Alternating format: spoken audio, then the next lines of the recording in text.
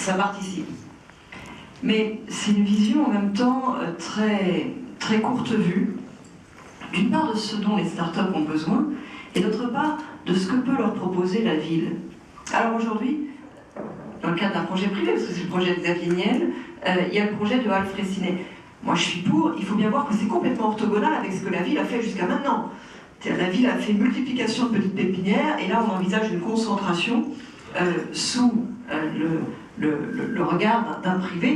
Donc moi je trouve ça très intéressant, mais c'est juste complètement différent de ce qui a été fait jusqu'à maintenant, et pas forcément compatible, y compris à terme, en termes financiers.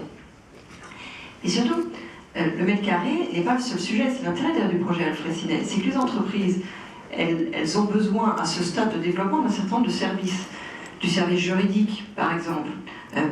Quand on associe quelqu'un qui vient du marketing et un ingénieur, on n'a pas forcément d'emblée toutes les compétences pour pouvoir faire face à la complexité du système administratif français. L'autre jour, je visitais la fourchette.com. Vous savez, la fourchette.com, ils font la réservation de resto avec des discounts. Ils ont un procès d'ailleurs, comme par hasard en France. Ils ont un procès. Alors sur leur activité, ils ont un procès. Mais là, carrément, parce que l'élimination des gros par rapport aux petits, on fait un colloque David Rotreveliat prochainement. Là, carrément, pour leur lancement, ils ont été confrontés à des choses qui étaient juste la complexité du système français pour une entreprise. Ils ne savaient pas, par exemple, qu'il fallait des chèques vacances, 0,3% de la masse salariale à partir de, je ne sais même pas quel... Bon. Mais ils ne le savaient pas, mais aucun de leurs salariés le savait. Donc c'est l'inspection du travail qui leur a fait remarquer, donc ils ont rattrapé le coup. Mais personne ne leur avait dit, ça aurait pu mal tourner. Un jour, il y a un inspecteur du travail qui est venu et qui a repéré qu'il y avait des taches sur la moquette et qui a dit, attention, à ce rythme-là, on va faire fermer la boîte parce que c'est peut-être des acariens. Mais ils ont halluciné. Décalage complet entre les créateurs et le monde qui les contrôle. Moi, je pense qu'il faut changer sévèrement le monde qui les contrôle. Mais ça, on ne peut pas le faire d'un claquement de doigts, juste comme maire de Paris. Ce qu'on peut faire comme maire de Paris, c'est faire en sorte que ces boîtes-là, elles soient accompagnées dans ces dimensions qui sont des dimensions en fait parasitaires quand on crée sa boîte. Il y a aussi des choses que doit faire une ville et que peut faire une ville qu'elle ne fait pas aujourd'hui. C'est d'être la vitrine, je disais tout à l'heure, de faire la promotion et d'être la cliente de ces entreprises. Quand on est à un stade précoce de développement, pouvoir avoir accès à quelques marchés publics, c'est pas mal. Et c'est vraiment du donnant-donnant, parce que la boîte, elle crée de l'attractivité, elle crée de l'emploi, elle incarne le dynamisme de la ville. Donc c'est intéressant qu'il puisse y avoir un retour qui se crée. Si vous regardez les marchés publics de la ville de Paris, il y a très peu de petites boîtes qui ont accès. Très très peu. C'est vraiment...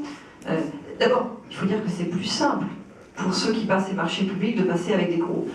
Ah oui, professionnalisme, taille du service juridique, tout ça, c'est plus facile. Donc ils le font plus volontiers.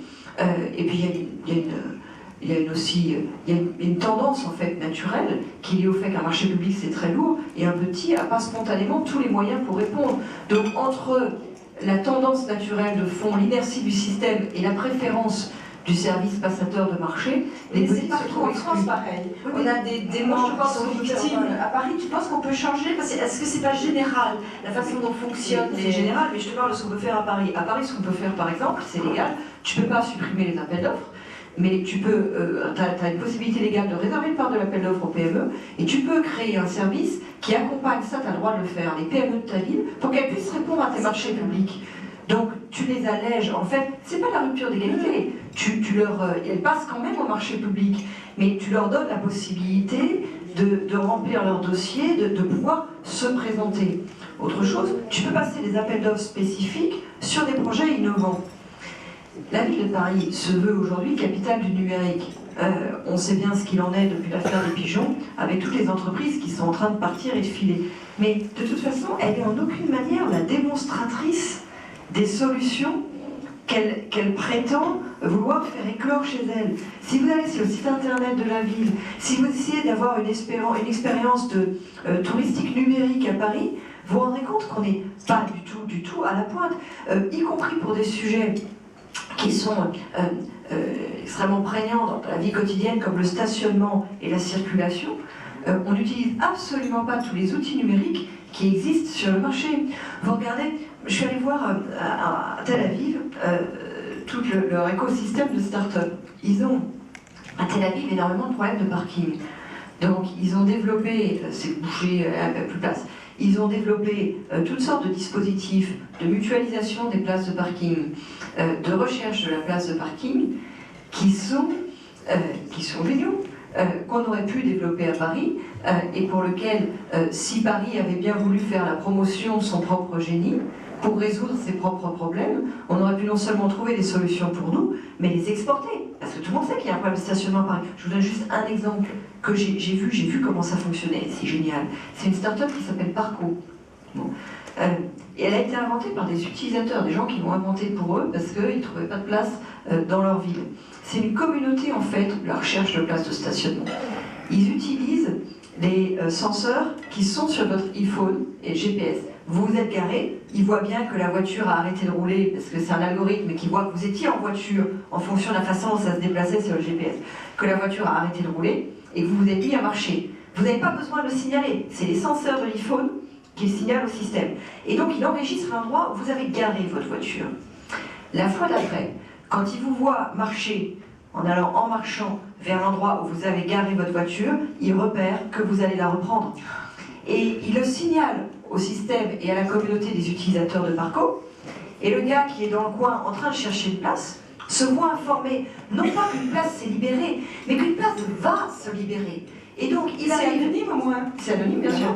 C'est comme moi, c'est anonyme, tu mets le nom que tu veux. Il arrive, il se positionne devant votre place de parking au moment où vous êtes en train, vous, d'arriver pour prendre votre voiture. Alors, ça marche parce que c'est une communauté, il faut être inscrit sur la communauté, donc évidemment il faut libérer de temps en temps soi-même des places de parking, voilà, parce qu'il y a des points. Alors vous avez aussi, c'est pas forcément anonyme, si vous voulez, vous mettez votre numéro de téléphone en ligne, et donc vous appelez pour voir si le gars va bien libérer sa place de parking. Donc il se crée une communauté dans le quartier, des gens qui utilisent le système, et ça optimise vraiment parce que dans un quartier parfois c'est plein comme un œuf, mais il y a des places à côté, on considère que 20% aux heures de pointe des gens qui tournent dans Paris cherchent une place de parking, et 11% des places sont quand même disponibles. Est-ce que Quant est capable de faire ça? On a là le futur concurrent de Google, et d'autres à noter. Est-ce que Quant est capable de faire ça pour regarder Parco? Oui. Quant est capable de faire autre chose, et notamment avec le moteur de recherche de Paris pour donner aux Parisiens des services. Bonjour, mon nom est Jean-Manuel Rozan, je suis président d'une start-up parisienne qui s'appelle Quant et qui a déjà mis au point un moteur de recherche global qui marche dans le quartier et qui est différenciant. Au niveau de ce qu'on peut faire avec Paris, bien sûr, on peut faire un moteur de recherche pour la ville de Paris qui donne accès aux Parisiens à tout un tas de fonctionnalités différentes. Et en ce qui concerne une place de parking, nous avons aussi une société sœur qui a mis au point un système par lequel, à chaque fois qu'une place est libérée dans Paris, sans avoir besoin d'être membre d'une communauté, elle est signalée à l'utilisateur, et c'est un système qui marche par abonnement de 1,99 € par mois pour les utilisateurs. Je viens de le présenter, ça règle une grande partie des problèmes de parking dans la ville de Paris. C'est intéressant, on va regarder ça de près. Plein de questions. Madame le ministre, chère Nathalie, je me On présente. prend en même temps. Jean-Marc Husson, maison associée, maison Henri Kaiser, artisan boulanger.